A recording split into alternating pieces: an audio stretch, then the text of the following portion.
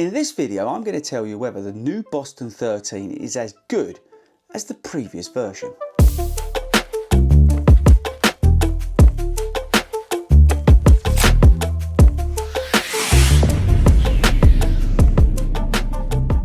Okay guys, so here's the new Boston 13. I've finally been able to top up my miles in the shoe after the London Marathon, Brighton Marathon efforts and that kind of thing, to be able to put this video together. We like to do at least a week of training or, over 20 miles in the shoe before we do a review. So this Boston 13 is an important shoe for me because I really like the Boston 12 and they've made some, I would say, some significant changes, but are they actually any good? So if you didn't know, this is one of these super trainers. We've got the sort of super foams over from the racing shoes. We've got the Light Strike Pro in here. We actually got a dual foam setup up. I'll come on to that in just a minute. We've got like carbon rods in here as well. This is a shoe that's designed for sort of all your daily stuff, but also some of the faster stuff, and then take into race day. It's a shoe that can do it all, and that's why it's a really important shoe for us everyday runners. This is most definitely a shoe that is designed for us mere mortals to be able to take into race day, okay? So again, this is a very important shoe. This goes up against something like the Zoom Fly 6 from Nike,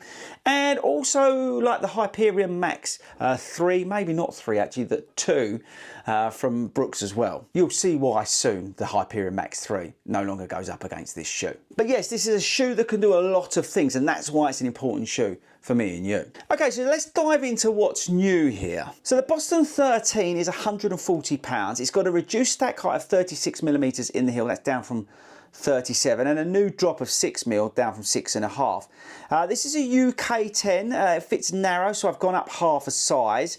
It's slightly lighter than the previous version, 278 grams in this UK 10. We've got a new upper. We've got a much better improved tongue. I'll come on to that in just a bit.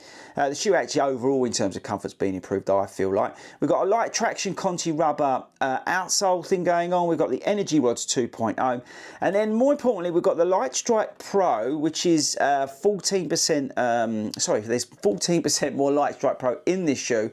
And apparently, according to Adidas, this is the same stuff that's in the Adidas Pro 4. We also have the Light Strike EVA midsole in here. So we've got a dual foam setup, and sitting in that between them is the Energy Rods 2.0. So that's the sort of stats and features. Let's take a closer look. So one of the biggest complaints on the previous version was the upper, and it's been massively improved. Like I said, you've got a little bit more foam in the heel, so in comfort has also been improved. You've got full length Light Strike Pro, and then underneath you've got Light Strike. Now this does actually run the full length of the shoe as well, and then sitting in there is your Energy Rods. The lacing, as always on Adidas shoes, is very bad. There's your light traction and your Conti rubber outsole combo. They're still sticking to right in the stack heights on the heel, and despite it looking wider, it definitely feels narrower, but we'll come on to that. So as I said, this has had a stack height decrease, but you don't really notice it, to be honest with you. But the biggest difference for me in terms of how this shoe feels is the softness. Boston 12 was firm, right? There's no denying that, but it did break in after a little bit of time. But this version definitely feels softer, which is, I think, a positive. With that softness, you get a little bit more instability, which was one of the sort of massive positives of version 12, was how sort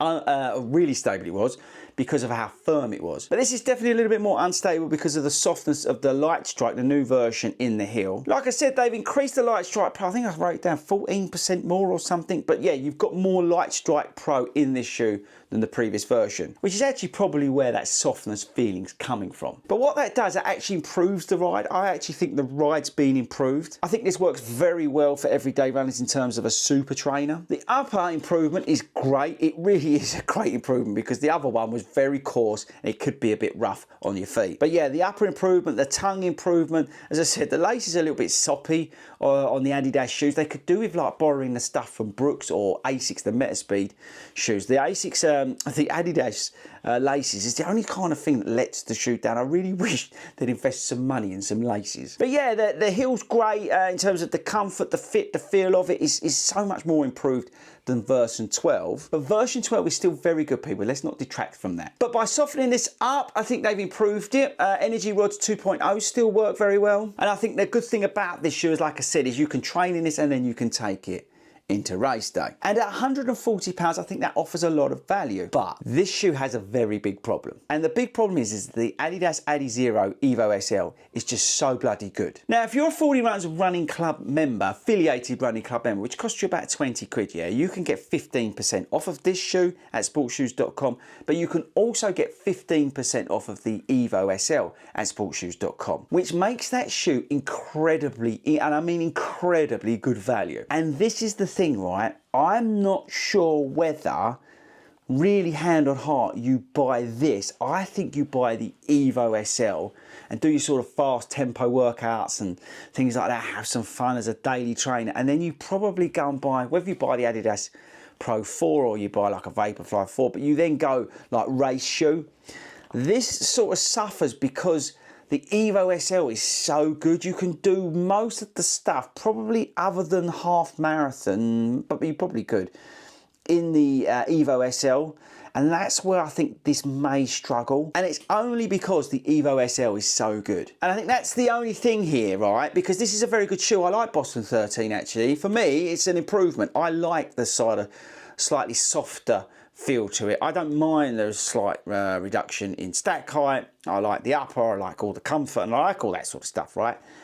But it, you know, I was just thinking to myself, really the Evo SL is probably the one to recommend, especially, as I said, if you're a 40 Runs Running Club affiliated member and you're getting 15% off of that shoe.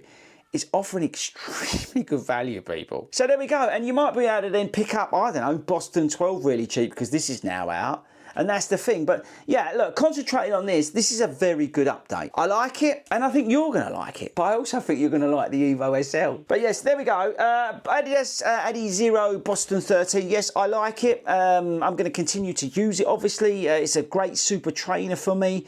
It's one of those sort of shoes that I could take out, I can use when we get into Chicago marathon training. We can start banging out, you know, 15, 16 mile runs. This shoe's going to come alive.